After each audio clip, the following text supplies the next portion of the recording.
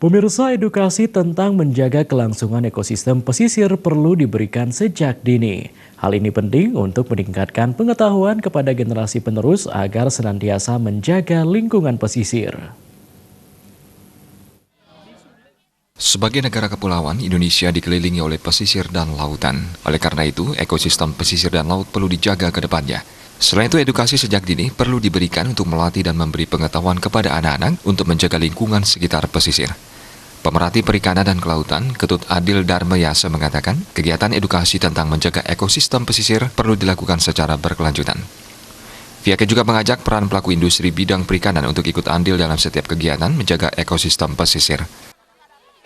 Telah melibatkan kepada anak-anak kita sejak dini, sehingga mereka sudah mulai mengenal pantai, sudah mulai mengenal habitat dan ekosistem yang perlu kita jaga dan perlu kita lestarikan.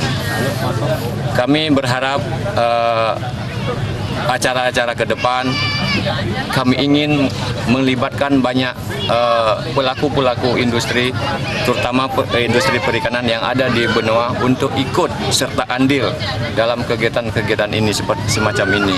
Itu harapan kami. Sementara Kepala Dinas Perikanan dan Ketahanan Pangan Kota Denpasar, Anagung Bayu Bramasta mengatakan, pengenalan pesisir sangat penting diberikan sejak dini, terlebih mengisi hari libur seperti sekarang. Sehingga ke depannya diharapkan, anak-anak sebagai generasi penerus bisa menjaga lingkungan di sekitar pesisir.